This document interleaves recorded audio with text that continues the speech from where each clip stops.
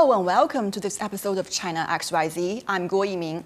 Our topic today is the growing influence of artificial intelligence, especially with the advent of ChatGPT that has taken the world by storm in recent months.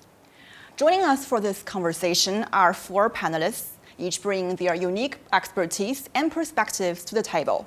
And first of all, we have Mr. Andy Moak, Senior Research Fellow at the Center for China and Globalization. Welcome. Great to be here. And second, we have Mr. Yang Yaodong, Assistant Professor at the Institute of AI, Peking University. Glad to be here, thanks. And next, we have Ms. Wei Xinshu, a lawyer at the Jinshi Law Firm, Shanghai office. Thank you, happy to be here. And last but not least, we have Andy Ng, Inqing Scholar at Peking University, who focuses on the impacts of human-computer interaction and machine learning. Thanks for having me. Thank you all for joining us today. So before this episode, we made an interesting experiment using the AI system developed by OpenAI called DALL-E 2. We generated several pictures of you based on your descriptions. So we got them printed out, and I'd like to invite all of you to choose which one you think you like most. So how about you, Mr. Moak? Which one would you like to choose? Wow, that's tough because they both have glasses. Let me see. I'll go with this one because I usually don't wear a tie. Yeah, great choice. So, Oh, great. And this one, these are for you, Mr. Yang. Which one would you like to choose? I think I would prefer the one on your right-hand side. This one? Yeah. Mainly looking like a scholar is writing on a blackboard. Yeah, and Also blue-collared. yeah, and also a handsome one, right? Cheers. So, Miss Wei, which one would you like to choose? I prefer the one on the left because she's more nice looking. Her hairstyle looks like mine, but just a bit more fashionable because she dyed her hair to blonde, which reminds me of the musical of Legally Blonde. But there's actually a mistake on this picture. I don't know whether you can point it out. She's actually holding a gavel, right? But a lawyer cannot hold a gavel. Only a judge can do it when it's commanding order or it's requiring justice. So this picture looks more like a judge than a lawyer to me. And besides, if we could change the notebook on the desk to a laptop, I would say it more reflects of my daily work. She has a smile on her face. I think she's quite happy. I like this picture. Yeah, great choice. Thank you. And it's time for Andy, right? Which one would you like to choose? So I like both pictures. I think both of them is very representative of a young girl student. I'd definitely say the second one, the one on this side represents me a little bit more just because a lot of young people today, especially students, are very front-facing with headphones on, with the laptop. Very rarely do we even use pen and pencil anymore. And so the girl on the right who is holding a pen and paper is not as representative of what's happening today. I think it is very modern with the desk chair, with the standing desk. It looks like it's able to move up and down. It's more representative of my day-to-day life. Yeah, sure. Thank you Thank for you. choosing this one. Thank you. So with conventional tools, drawing a picture like this may take hours, right? So the AI system has really transformed this process. Well, by giving the AI system some keywords, this AI system can really generate automatically a visually engaging picture within seconds. Artificial intelligence has been years in the making. So how transformative is it? Why has it become so powerful, Professor Yang? Yeah. Thanks for your question. I think in the past decades, we've seen transformative developments on the artificial intelligence technique, especially artificial general intelligence these years. Tools like DALL-E 2 and ChatGPT, they are now approaching humans' capabilities in creating new kinds of drawings or output languages as if people are talking to you. So I think from the user's experience side, we are experienced a tool that is much stronger than any kinds of previous computer programs that we have ever seen. So I think from a user's perspective, it's definitely a breakthrough on technology side. Yeah, I mean that 1 year ago, we couldn't have imagined having this conversation, right? Because the technology we are talking about has not there yet. It has not burst into the public consciousness yet. That gives us a sense that how this technology is rapidly approaching our lives and evolving the world we are seeing right now. So with all of these advantages and benefits to the society, it comes a lot of disruptions to various sectors. Mr. Moak, how do you describe the impact of this technology to the global economy? Are there any specific industries that will get hurt most? And are there any new industries that it may bring forth? Well, I think that's a great question, and certainly many people believe, and I agree with Professor Yang here, that this is enormously disruptive. Some people call it the new iPhone, which means it creates a completely new ecosystem, creating new winners and losers, as you said. And then finally, people like Henry Kissinger and Eric Schmidt, who's the former CEO of Google, believe that AI can actually wipe out mankind. So it's hard to imagine a more disruptive event for humans, at least. So I think there's these three areas that we need to pay attention to. Around the economic disruption, I think certainly there's a lot of questions about what kind of white-collar jobs might be eliminated, whether that's accountants, whether that's lawyers, even stock pickers. So ChatGPT has launched an investment fund using ChatGPT to pick stocks. So even Warren Buffett, perhaps, could be out of a job. Yes, and as the AI technology continues to evolve and being deployed in various sectors, there comes a lot of concerns in terms of its legal challenges. Ms. Wei, what would you think are the legal challenges that may bring forth with the use of these AI tools?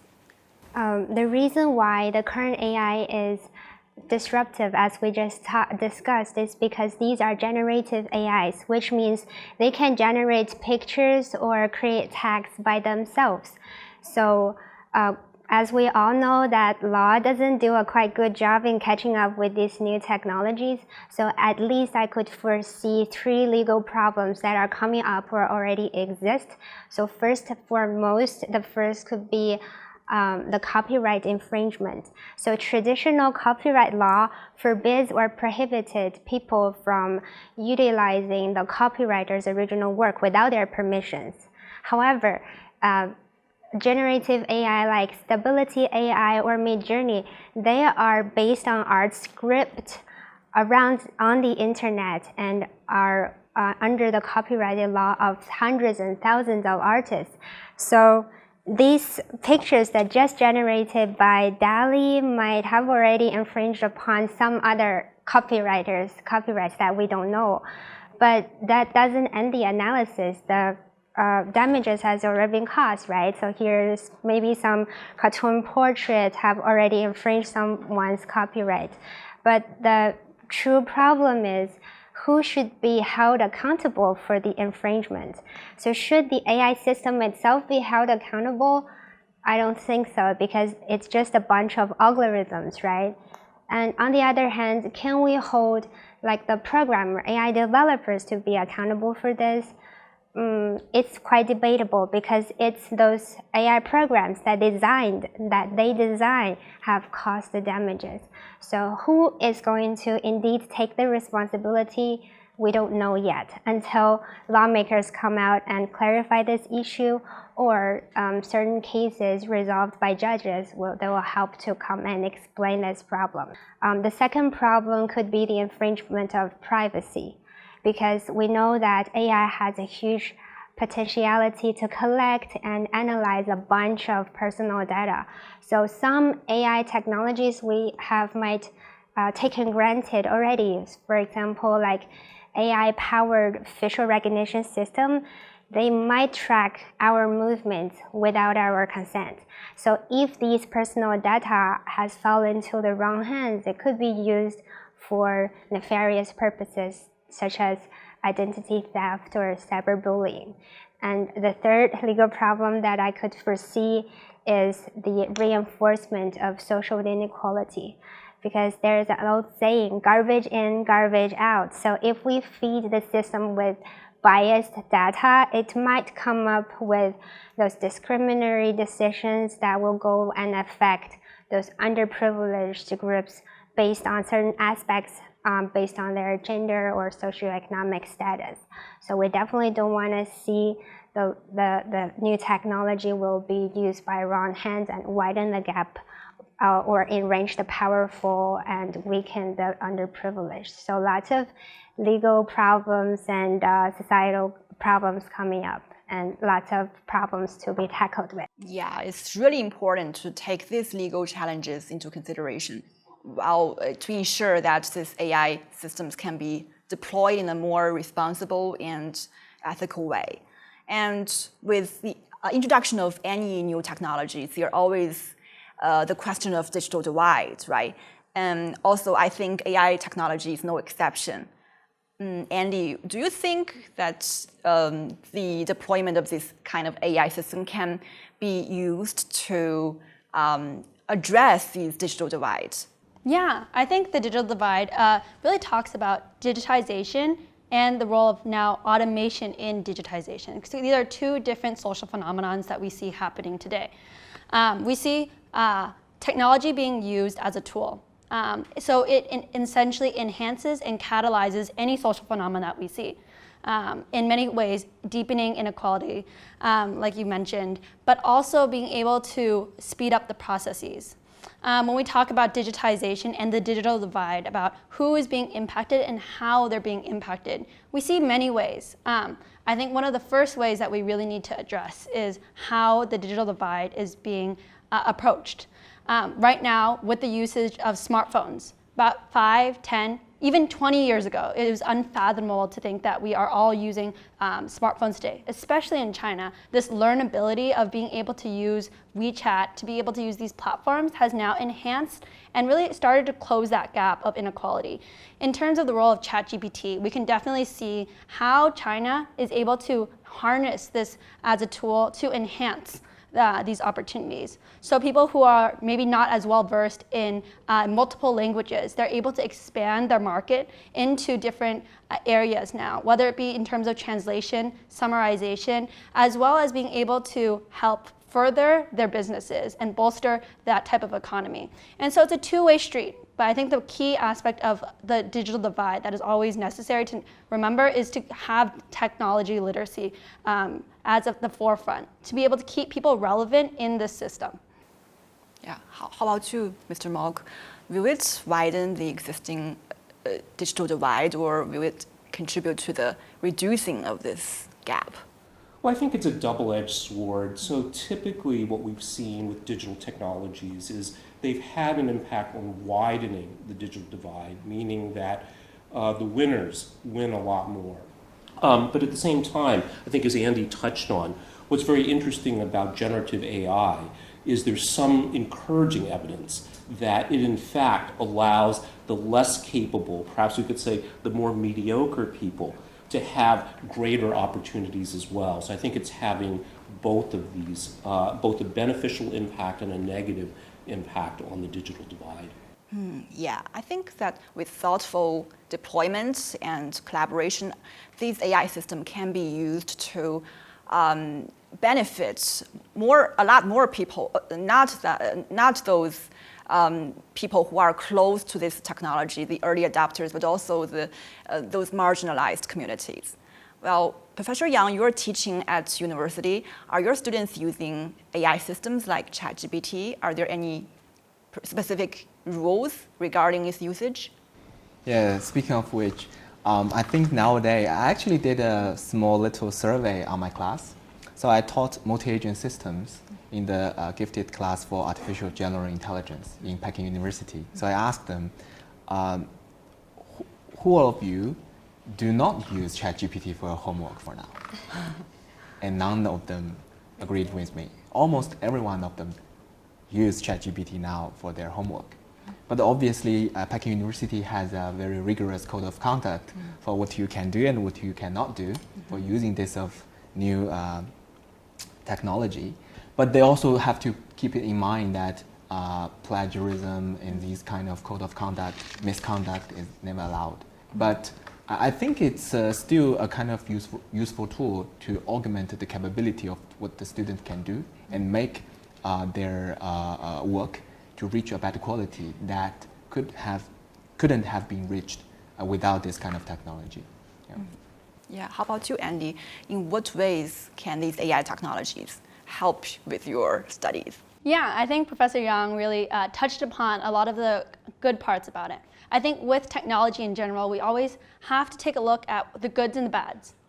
Using it as a tool, I think there's multiple capabilities that ChatGPT is really good at harnessing in. I think there's one of them. The first one is role-playing. So being able to talk to one as like a co-pilot, as we call it, oftentimes, or a world-class tutor is what we often hear. So being able to talk to it in terms of a peer, being able to bounce ideas off of it. Not necessarily using it for its ideas, but not necessarily thinking about what we're talking about, but how we're talking about it. And so that's still something that's really key in terms of critical thinking that we need. The second area is it's really able to harness in on is summarization. Summarization before reading a 26-page paper might have taken you 2-3 hours if you're really trying to get the key points. Reading, critical thinking is still a very crucial aspect of learning. However, now we're able to use it and speed up the process. Yeah, so by leveraging these AI tools, it can really enhance our learning experience, right? And also help those students reach their fullest potential. And recently, there has been a lot of discussions on ChatGPT about its disruption on the job market. And according to a survey, a report by Goldman Sachs, about 300 million jobs could be affected by generative AI. Mr. Moak, how do you think the younger generation, especially the younger generations, can do to better adapt themselves into this changing landscape? Well, I think actually young people today are the best situated to benefit from the disruptive impact of generative AI. Because what makes new technology so exciting for young people, whether that's the internet, social media, or generative AI, is that if you're 22, 23 years old and you're competing with someone with, that's 50 with a new field like generative AI, you both start at zero. Whereas if you're in an existing field, it's very, very difficult to compete effectively with someone that has a lot more knowledge and experience than you do. So I think that's a very, very positive aspect of this. Yeah, right. How about you, Andy? Yeah, I think this is a really hot topic and something that we are all really looking into on how can we stay relevant. I think the first part is embracing the technology, not being fearful of it, but really learning its own capabilities. Experts today still don't know all the use cases that we can possibly have for ChatGPT. So I think this is a very exciting time for people to take a head start in terms of finding out what we can do with it. I think there's new things such as prompt engineering, being able to learn how to ask questions to ChatGPT to your advantage, whether it be in a chat room for small businesses to enhance data analysis, or whether it be for students in terms of becoming now a generalized expert in terms of new nascent fields. I think that's the first thing. The second thing is really finding out how we can find our own niches.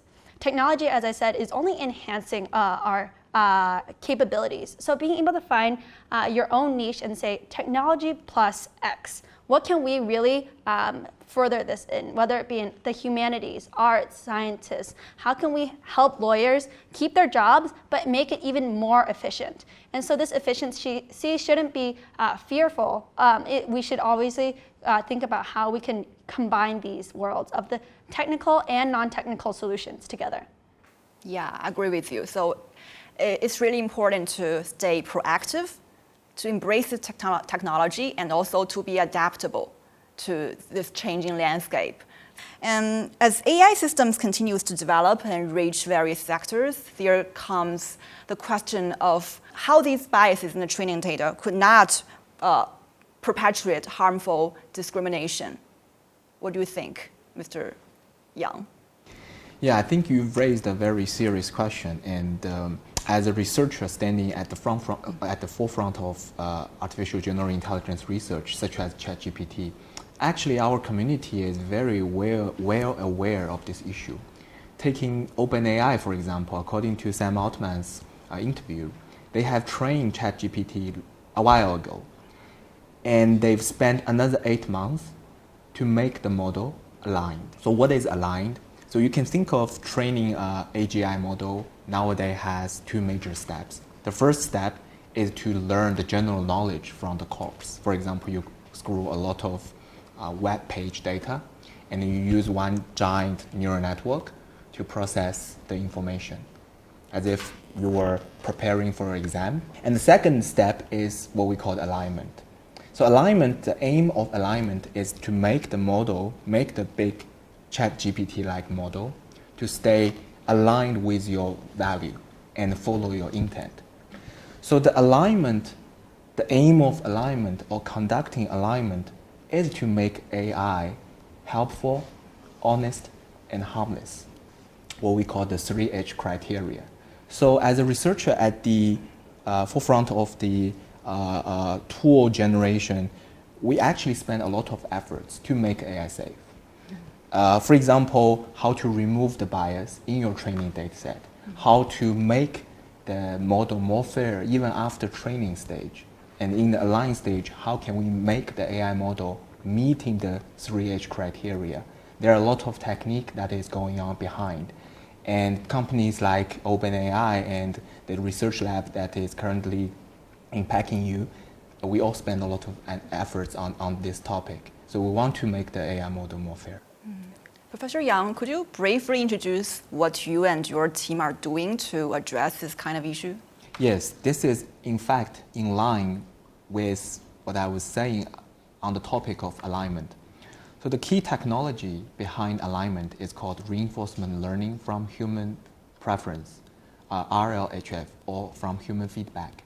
So the aim of this technology is to make the model shift the parameter of the model towards what a human would expect you to say. In fact, the research lab in our team actually open sourced a project called Beaver, where we collected 1 million preference data, including biases, assault, physical attacks, etc.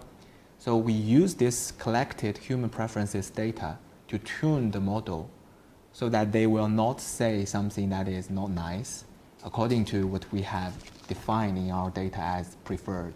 So this reinforcement learning from human feedback is really what is behind the alignment goal, and what we believe is an important tool to make AI model more safe.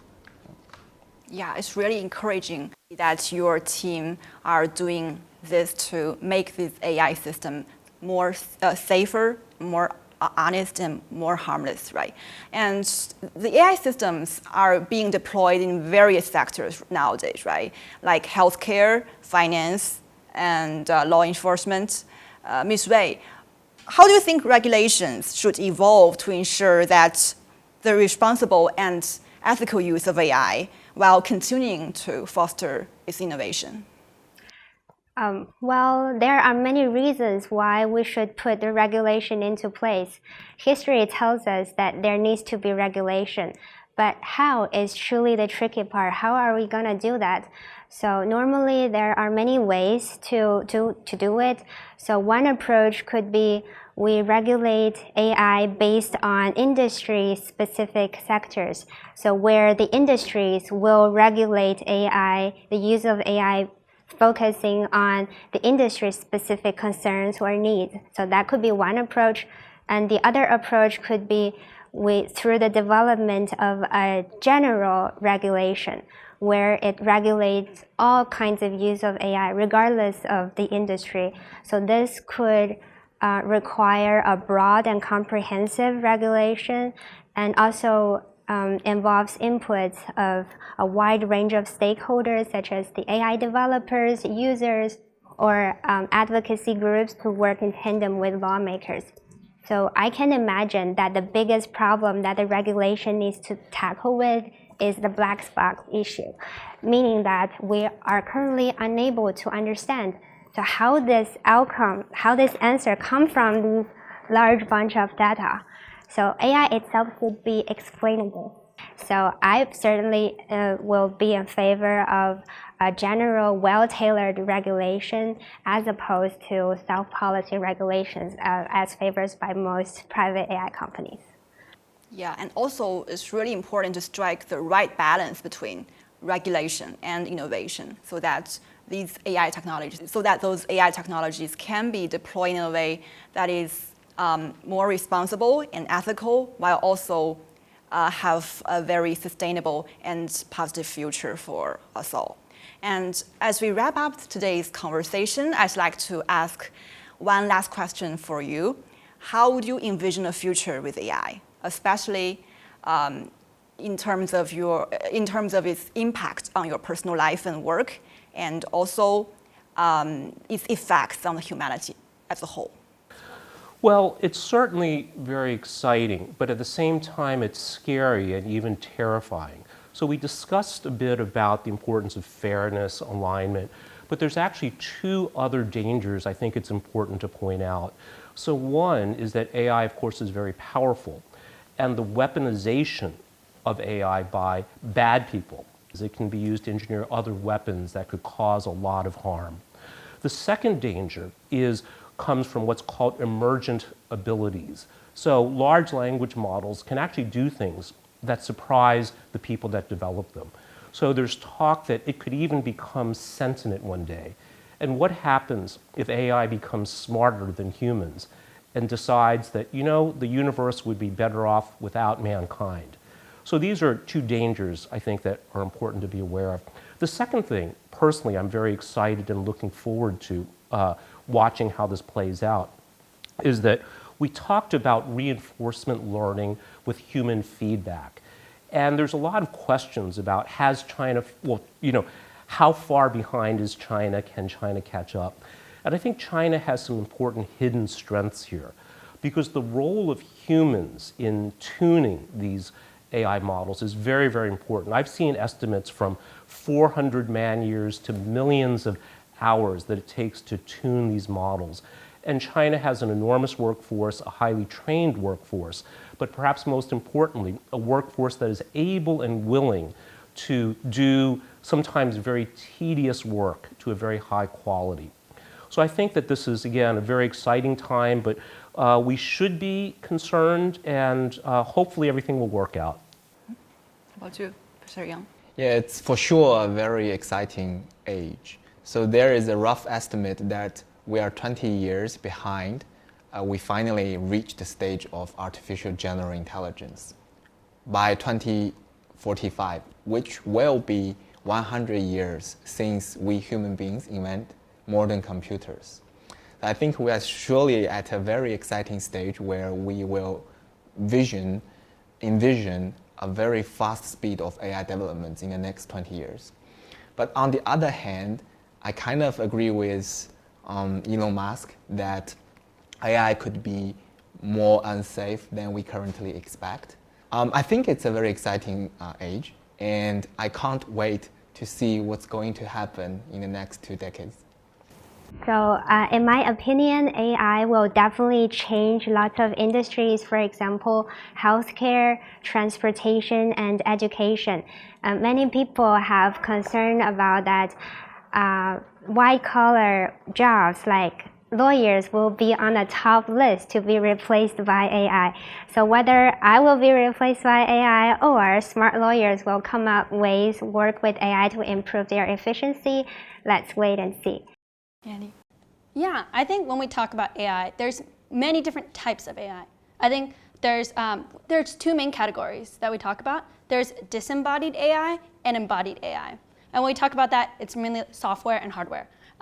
So ChatGPT is a disembodied AI. It doesn't really have some sort of form. Right now, we're going onto our laptops, onto our phones, and taking a look at how we can use it. I think the next step that I really see this is when the combination, ChatGPT as a brain, takes a body. And that is when we are able to now see maybe a humanoid that we see in these sci-fi movies, to be able to take more of a physical aspect in our lives. And so when those two start aligning, when the brain takes the body, I think that's when we'll see the next wave of this technological revolution. In terms of how we can approach this in our daily life, AI makes our life much more efficient. But what we can really see is in our own daily life, especially for younger individuals, we need to be able to set boundaries with AI and technology, that it's not just seeping into our phones and into our life. The phones, the AIs, everything is an extension of ourselves. And so being able to have that work-life balance is really important. And so when we're thinking about this race to AI, I think something that we really should put forward is putting the human race at the forefront of it all. Yeah, fascinating perspectives. Thank you so much for your contribution. Okay, that brings us to the end of today's roundtable. We hope this discussion has provided you with a deeper understanding of the transformative capabilities of AI and the exciting possibilities that lie ahead. Thanks for joining us for this episode of China XYZ, and we hope to see you again. Bye.